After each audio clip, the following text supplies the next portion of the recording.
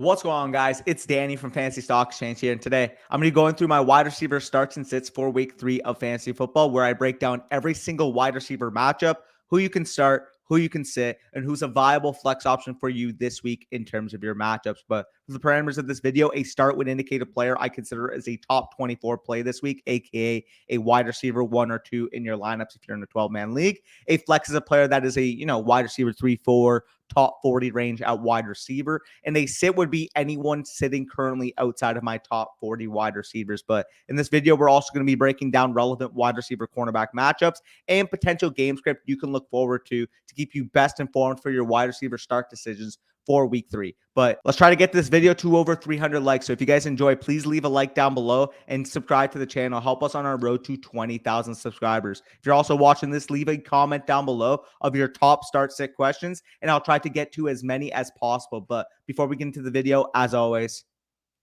let's hit the intro.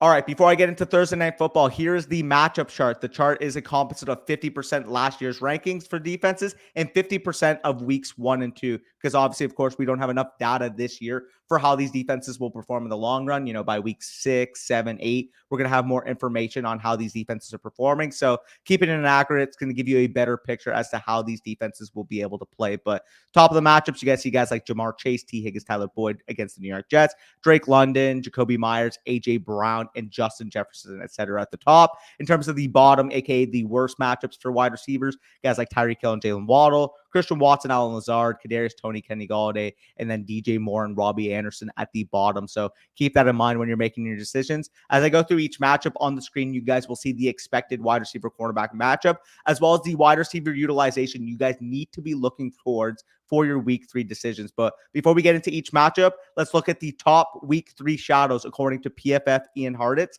and you guys can see it on the screen. Deontay Johnson is expected to see shadow coverage from Denzel Ward. Stephon Diggs expected to see shadow coverage from Xavier Howard. Rashad Bateman from Jalen Mills. Justin Jefferson from Jeffrey Okudah. Terry McLaurin from Darius Slay.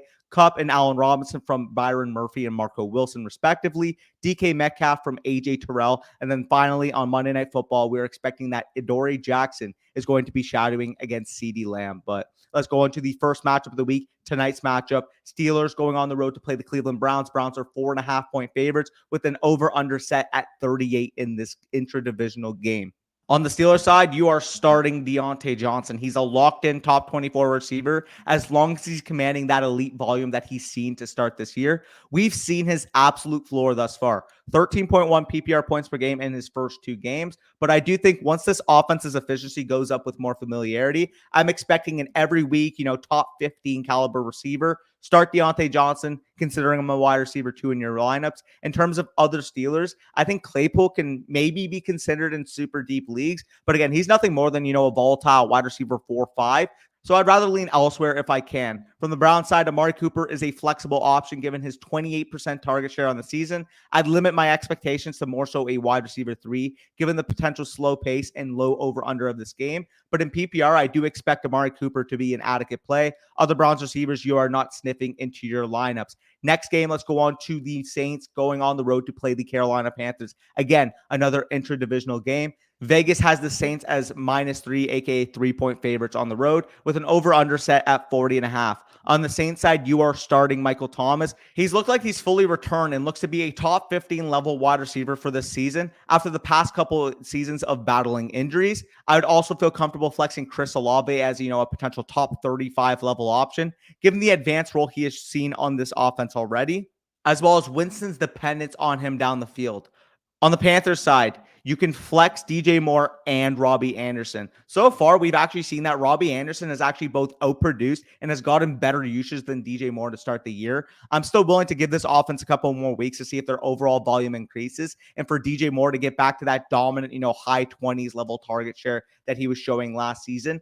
DJ Moore could be a similar case, similar ascendant to what Deontay Johnson represents. Obviously, so far, he hasn't gotten that target share, but we know from the talent, from the player he showed in the past, he should be able to reside in that high 20s area. And once he does, I'm willing to trust him back in that mid wide receiver 2 range. But until then, he's more so going to be in this wide receiver 3 territory with Robbie Anderson not too far behind him. So I'm fine with flexing both of them, but I am limiting my expectations for DJ Moore compared to what you probably drafted him as.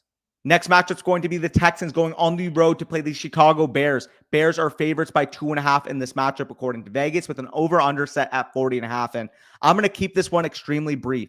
The only wide receiver you are starting from both sides in this matchup is Brandon Cooks. And you can start him with, top 20-ish level expectations this week because he is the clear-cut alpha target of this Texans offense. From the Bears side, they have thrown 28 total passes in their 2 games and have completed 15 of them, with 5 of them going to David Montgomery. Obviously, this is, an unsustainably low passing rate, and soon enough, it's going to positively regress at some point. But until I see it, no Bears pass catcher is even coming close to my lineup. So, especially in this over-under, 40.5, we don't expect this to be a high-scoring game. The Bears' offenses look absolutely abysmal, especially from a passing perspective. So, I'm not touching any Bears pass catcher until I see an upside shot for this passing offense. Next matchup, we got the Chiefs going on the road to play the Indianapolis Colts. Chiefs are 6.5-point road favorites with an over-under set at 50. In terms of this matchup on the Colts side, again, I can keep this pretty brief. You are starting Michael Pittman if he is healthy, and you're playing him as a top 12 option if he is ready to go for this matchup against the Chiefs. We've seen him have a 26% target share in his first game prior to missing week 2. If he's on the field, he is the clear-cut wide receiver 1 for this Colts offense. No other wide receiver on the Colts is worth getting into your lineup with how this offense has looked, plus a questionable distribution of targets after Pittman gets his. From the Chiefs side, you guys can flex Juju Smith-Schuster, but again, I wouldn't feel confident in anyone else here. MVS, particularly interesting, but I think he's too volatile to enter my top 40. And Sky Moore, to put it simply, isn't remotely getting enough routes to be considered just yet. I think, by week 5, week 6, week 7, Sky Moore could potentially be the best play on this team. But if he's not getting the routes, he's not going to get me the fantasy points. So as much as I love Sky Moore, as much as I love the talent there, he can't enter your lineup for the foreseeable future. Next matchup, we can go to the Bills going on the road. Again, another interdivisional matchup against the Miami Dolphins, who have come to a scorching start this season. Bills are 5.5-point favorites on the road with an over-under set at 53 in this game. Let's not get cute here. You're starting all of your studs in this matchup. Stephon Diggs, Tyreek Hill, Gabe Davis, Jalen Waddle. Obviously, Diggs is currently the wide receiver 1 overall in fantasy after that monster performance against the Tennessee Titans on Monday Night Football. And again, I get it. It's a tougher matchup with expected shadow from Xavier Howard. He's an elite enough player to win these one-on-ones. He's looking like he could potentially be this year's league-winning receiver on a top 3 level offense with the Bills. He's a top 5 wide receiver this week. In terms of another Bills wide receiver that you are clearly starting if he is healthy, Gabe Davis, as long as he's healthy, as long as he recovers from that ankle injury that held him up Monday night, he is a top 20 wide receiver. We've seen that on a heightened route participation. He can exist as that high efficient, big play threat operating as that Bills second wide receiver. And even only on a 16 to 20% target share, his role is extremely valuable for a Bills offense. We expect to put up points and put up a lot of them on a week-to-week basis. On the Dolphins side, yeah, I get it. It's a tougher matchup against what's been a ferocious Bills defense, but you're starting your studs. This Dolphins offense has looked great to start the year.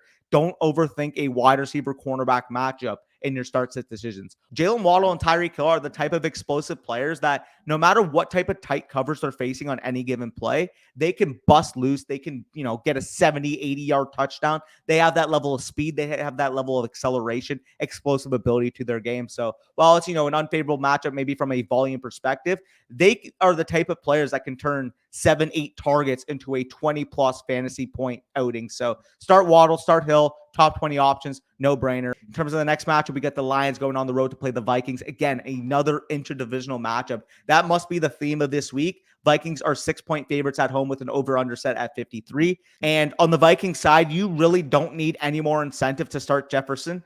But when we add in the fact that he's expected to face shadow coverage from Jeff Okudah, who, again, has struggled thus far in his young career, we could be looking at a potential week winning level performance in store with the high scoring nature expected in this game. Again, an over under set at 53. Vegas expects both of these offenses to score and score at will. I wouldn't be shocked if Jefferson's totaling, a comparable performance, breaking a slate type of performance to what he saw in week 1 against Green Bay, where he was the highest scoring wide receiver in fantasy football. In terms of other Vikings that you can potentially put into your lineup as a flex, Adam Thielen is that guy. Target share hasn't exactly been there to start this year, only a 14.1% target share for Adam Thielen. But we know the volatile nature of Adam Thielen. And in a matchup against Detroit with this high Minnesota implied point total, I think he has a really good chance to score in this game. So while he's disappointed from a fantasy perspective thus far, I do think, he can have a 60, 70-yard touchdown type of performance and really get back to that wide receiver 3 status that we were drafting him as. In terms of the Detroit side, Amon-Ra St. Brown looks like this year's second-year breakout. He is a top 10 wide receiver in my rankings until he proves otherwise. In terms of usage, in terms of volume he's commanded, he is eerily similar to what we saw from a breakout perspective to Cooper Kupp last year. I get it. That is very hyperbolic. That is very, high praise for a guy that is a second-year player. Obviously, we saw Cooper Kupp have the most dominant wide receiver season of all time last year, but the volume has been there. The play has been there for Amon-Ra St. Brown, and what's stopping him from going out and having a 1,300-yard, 10-touchdown type of season as a second-year breakout? Love me some Amon-Ra St. Brown. If you guys got him in the 5th, 6th round area of your fantasy drafts this year, he is looking like the steal of 2022 fantasy football. So let's get on to the next matchup, and that's going to be the Ravens traveling on the road against the New England Patriots. Ravens are 3-point favorites on the road in this one, over under set at 43.5. In terms of the Ravens side, you are starting Rashad Bateman. Rashad Bateman has really came out to a scorching start in the 2022 season. He's commanded a 20% target share and has posted over 17 PPR points per game in his first 2 games this year. He comes in at number 24 overall in my rankings. While the matchup, isn't as ideal as I'd like going up against a stingy Pats defense, Bateman has played well enough thus far to be considered in that wide receiver 2-3 type of area. So I would mostly put him as a flex play, but because there's no other better receivers, he comes in at number 24 on the spot. So therefore, he is the last of the wide receiver 2s I have in my rankings this week. In terms of other Baltimore pass catchers, no other Baltimore wide receiver this season has seen over a 11% target share. And this group of wide receivers is way too volatile to put into your lineup after Bateman. On the New England side, Jacoby Myers looks like he's going to be a very good value this year, especially in PPR. I mean, to start the year, first 2 games, has commanded a near 30% target share and over 2 yards per team pass attempt on the season. He looks like he can be an every week flex, wide receiver 3-4 for the rest of the year, top 40 level option for the foreseeable future. So if you have Jacoby Myers, I have no problem putting him in my lineup. I have top 35 to 40 level expectation for him in this matchup against a Baltimore defense that looked like a sieve in the second half against the Miami Dolphins. Next matchup, we have the Bengals on the road against the New York Jets. Bengals are 5-point road favorites with an over-under set at 45.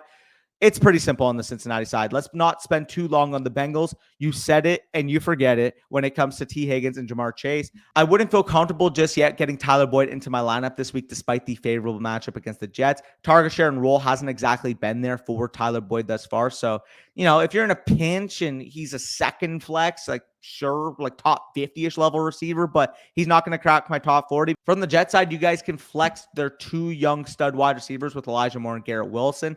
From Elijah Moore's perspective, he's gotten off to a relatively cold start from my expectation, but what we've seen, he's been the clear number 1 in terms of routes run, and I expect him to return to that dominant target share he held in his rookie year prior to getting hurt.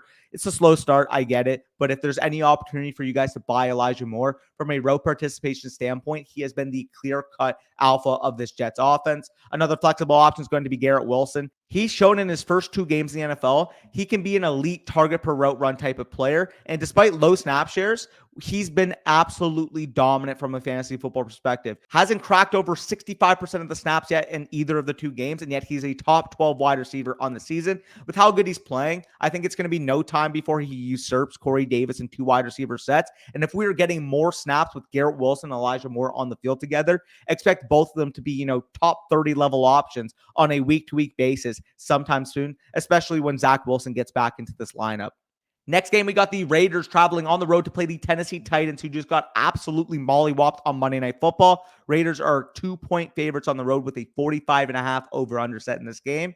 From the Raiders side, it's very simple. You're starting the best wide receiver in football. I don't care that he had 12 yards last week. Davante Adams is locked and loaded into your lineup as a top 5 level wide receiver play as long as he's suiting up on any given Sunday. Another receiver on the Raiders, if he's able to play in this one, I think Hunter Renfrow is a flexible option. But again, following a concussion he suffered against the Cardinals, his status is questionable in this one. So make sure you're staying aware of the status of Hunter Renfrow, because if he plays, I'm fine with starting him in my lineup. But if he doesn't play, obviously the only startable receiver on the Raiders is going to be Davante Adams. On the flip side, for the Titans, you can't start any Titans wide receiver at this point. The only one that has upside to potentially start within a couple weeks would be Treylon Burks. He's very, very promising. A 3.40 yards per route run and over a 20% target share, despite having such low route participation to start the year. Once we see improved efficiency from the Titans passing attack and more opportunity from a route participation perspective for Burks, I expect him to blow up sooner rather than later. So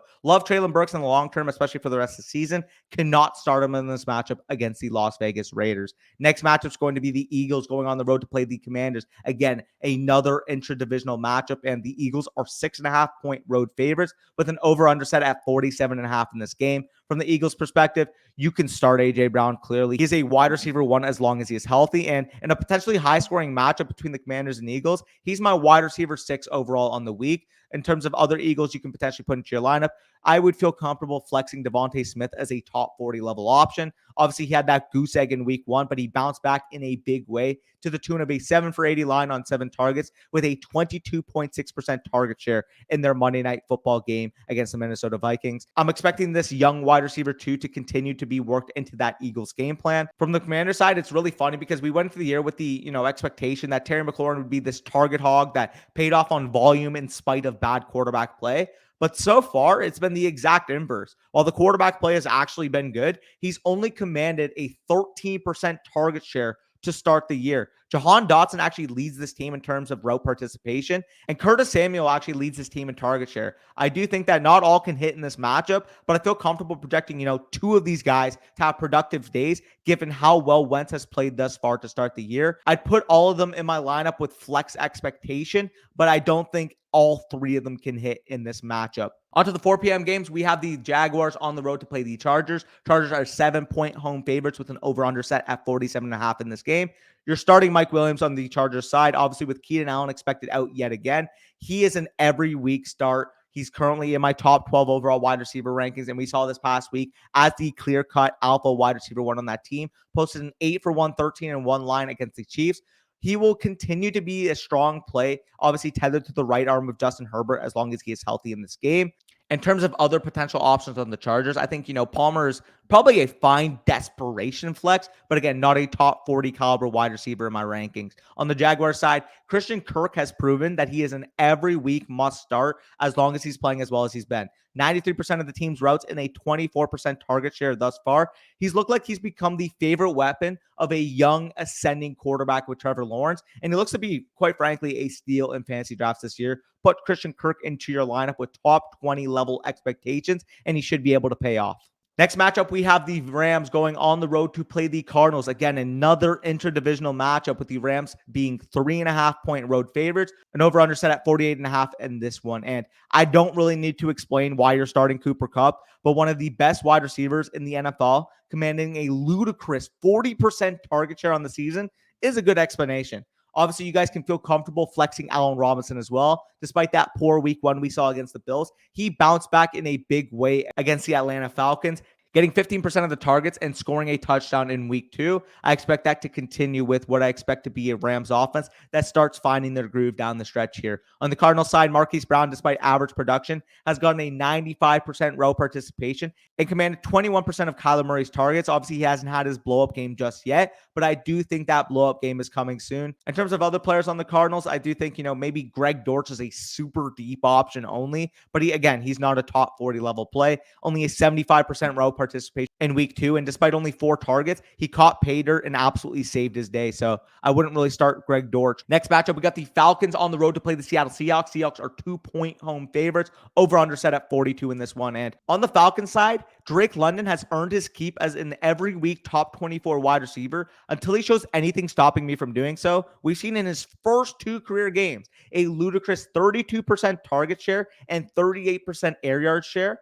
he's been absolutely dominant. And despite only an 85% route participation, we actually did see that route participation increase from week 1 to 2, 82% in week 1, 89% in week 2. He looks like he's headed to be this year's T. Higgins from what we've seen from a play perspective. From the Seahawks side, you guys can flex both of DK Metcalf and Tyler Lockett with wide receiver 3-4 type of expectations. The Seahawks have scored 24 total points in their 2 games this year, and Geno has thrown 2 touchdowns, both the tight ends. This is a situation where I will still play both as flexes out of respect for their target commanding abilities and talent levels, but I'm not overly excited with either of these Seahawks wide receivers and what I expect to be a low ceiling caliber offense, especially in a game where an over-under is set at 42. I don't really see much success happening from the Seahawks perspective in terms of being able to move the ball and put up points. Final matchup of the 4 p.m. slate, we got the Packers going on the road to play the Tampa Bay Buccaneers. Buccaneers are 2-point home favorites in this game with an over-under set at 41.5. And on the Tampa side, we have seen complete havoc being reaped on their wide receiver room.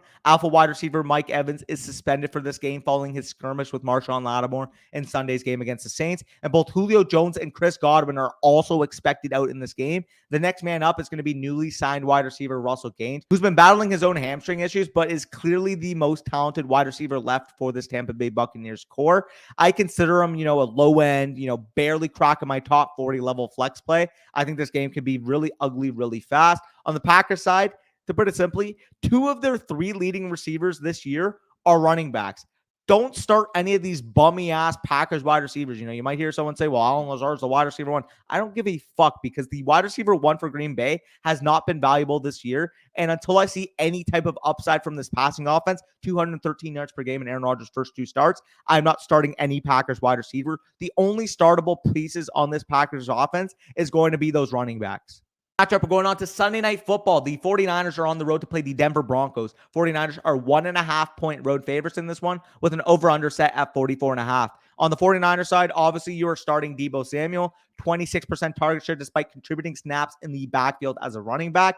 He is the lifeblood of this offense. The 49ers offense goes as Deebo Samuel goes. In terms of other receivers in this matchup, you guys can also flex Brandon Ayuk from the 49ers side. He saw a 33% target share in week 2 following that monsoon game in Chicago in week 1. He's the big play threat of this offense and can work as the de facto 1B if Deebo gets running back snaps as anticipated with Elijah Mitchell and Tyrion Davis-Price out for this game. On the Broncos side, you're obviously starting Courtland Sutton, especially if Judy is out for this game. I'm on the assumption he does indeed miss this game or is at least on a pitch count, which makes Sutton that much more appealing. We've seen in these first 2 games with Russell Wilson as a Broncos quarterback, a 24.6% target share for Courtland Sutton. I do think he is a prime opportunity to smash in this one. I have him ranked in my top 15 overall wide receivers. Final matchup of the slate is going to be Monday Night Football. My Dallas Cowboys travel on the road to play the New York Giants. Giants are 2-point favorites in this one with an over-under set at 39.5. In terms of startable options on the Cowboys,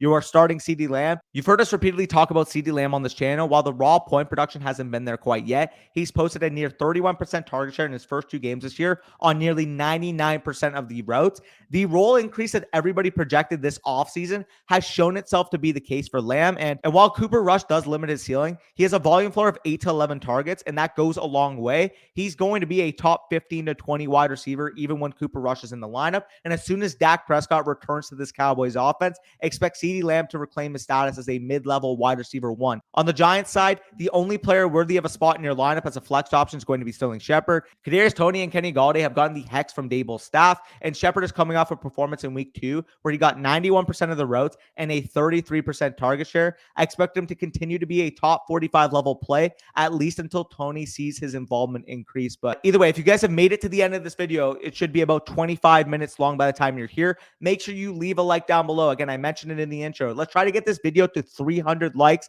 Appreciate you guys for that continued support and keep track. We're going to be live tonight prior to Thursday night's game. So stay tuned, come say hi, leave some more start sick questions in there. But either way, enjoy this video. Take care. Why you need the money?